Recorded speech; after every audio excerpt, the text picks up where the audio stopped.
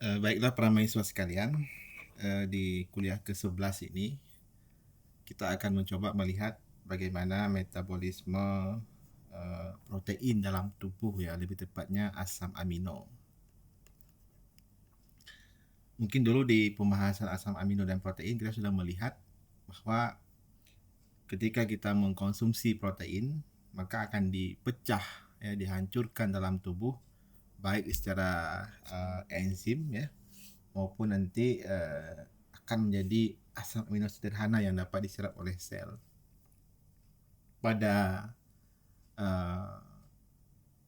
penggunaannya, asam amino tersebut ada yang dapat diproduksi oleh tubuh sebenarnya, yang non esensial.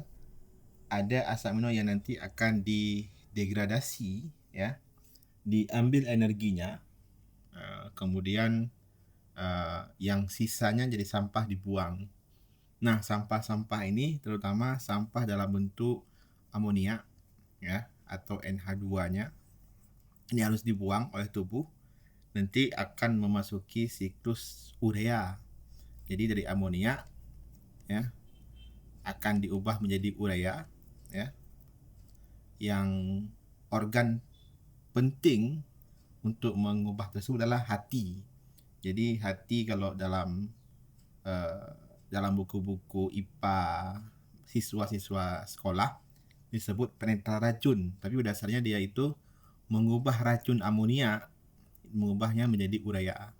Nah, urea ini nanti akan dibawa ke ginjal, akan disaring, ya, dan dibuang melalui urin. Nah, proses tersebut dinamakan sebagai siklus urea. Pada kondisi ini, ya, ada beberapa organ yang terlibat, ya. Ada mitokondria pastinya, kemudian ada ginjal dan ada organ hati sebenarnya. Jadi hati di sini organ hati, bukan hati yang lain-lain, ya. Memang organ hati. Nah, di sini kita bisa melihat bahwa asam amino, ya, bisa dimanfaatkan kembali dalam siklus asam sitrat, ya, yang disebut sebagai catabolic reaction dari asam amino. Katabolik itu berarti dihancurkan, bagian dari NH3-nya dibuang tadi, NH2 dibuang, ya, sisanya dimasukkan ke siklus asam sitrat.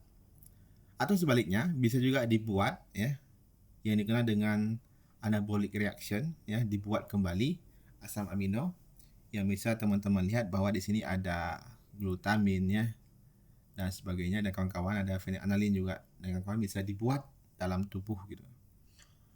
Juga asam amino bisa diubah jadi pirufat, ya, beberapa ini bisa jadi pirufat. Kemudian juga dari pirufat bisa diubah kembali jadi asam amino. Juga asetil CoA, kemudian asetil CoA juga ada. Nah, ini membuktikan bahwa kalau kita konsumsi protein, ya, tanpa konsumsi karbohidrat, sebenarnya kita masih bisa hidup. Makanya kalau orang-orang di kutub utara mungkin mereka itu sering konsumsi daging gitu, ya.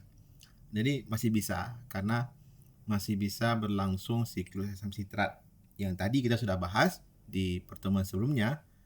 Berarti masih bisa produksi NADH dan NADPH, sehingga sel masih bisa bekerja dengan baik sebenarnya. Ini merupakan hal yang sama seperti tadi, ya. Ada yang glukogenik, ya, yang bisa dilihat, ada ketogenik. Jadi silahkan tadi kembali nanti. Yang glukogenik yang warna merah ini, ya, yang ketogenik yang warna hijau. Jadi biasanya ketogenik itu nanti hubungan dengan asetil CoA dia. Nah, kita fokus ke siklus urea dan hubungan dengan asam sitrat. Jadi seperti yang disampaikan tadi, ya, ada siklus asam sitrat yang terjadi dalam organel sel yang namanya mitokondria. ya, dan ada siklus urea, ya, yang terjadi dalam hati, organ hati, ya. Jadi ada kaitan di sini, kita bisa melihat bahwa dari siklus urea dia menghasilkan aspartat, ya. Aspartat ini nanti akan menuju ke agenosuksinat sebagai simpangan mereka, ya, titik pertemuan mereka. Kalau agenosuksinatnya banyak, maka akan berubah jadi arginin, ya. Kalau agenosuksinatnya sedikit, maka dia akan kembali ke fumarat dan malat dan masuk kembali ke siklus Krebs atau siklus asam nitrat. Jadi begitu dia masuk ke siklus urea, maka dia akan mengalami perputaran juga yang mirip dengan yang terjadi dalam siklus asam nitrat, tapi dia akan menghasilkan produk namanya urea. Nah, pada prosesnya itu sangat rumit sebenarnya, ya, di mana proses ini tidak bisa terjadi tanpa ada enzim, tanpa ada regulator, seperti halnya di siklus asam nitrat.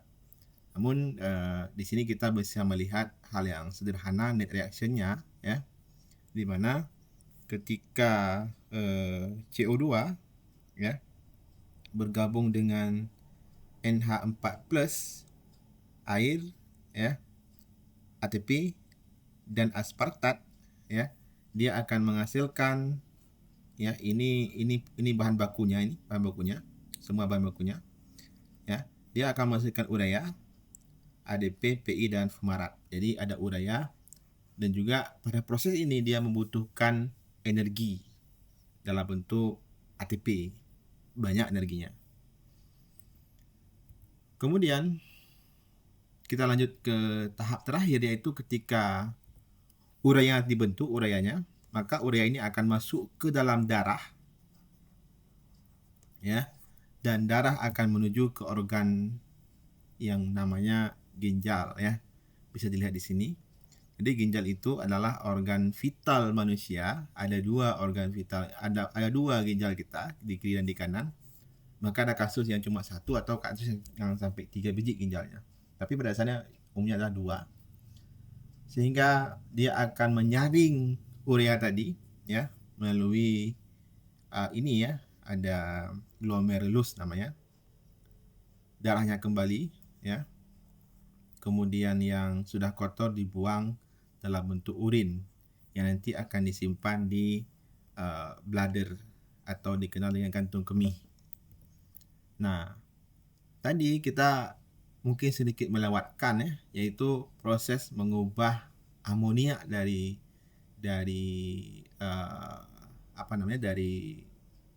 asam amino menjadi urea. Nah, ini siklus yang tadi, urea cycle, terjadi dalam organ hati.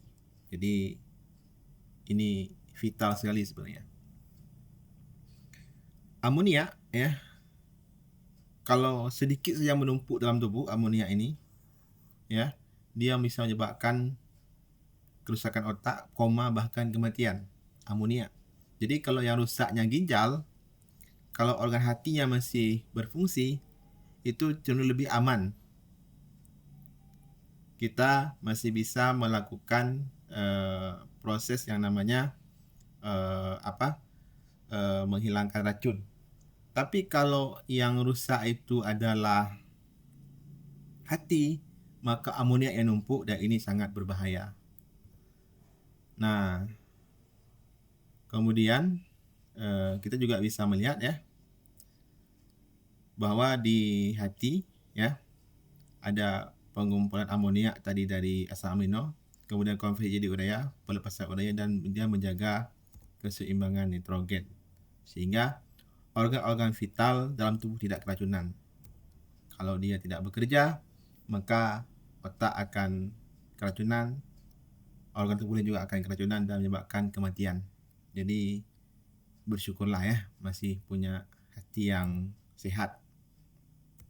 Oke, ini ada beberapa video, silahkan ditonton nanti. Ini cara kerja ginjal, kemudian ini produksi urin juga sama juga kerja ginjal. Dan terakhir ada tugas yang perlu dibuat, yaitu menjelaskan siklus mengubah amoniak menjadi urea dalam hati. Silakan dicari penjelasan lain mungkin sebagai referensi tambahan. Nanti dia buat video singkat bagaimana itu bekerja. Terima kasih. Assalamualaikum warahmatullahi wabarakatuh.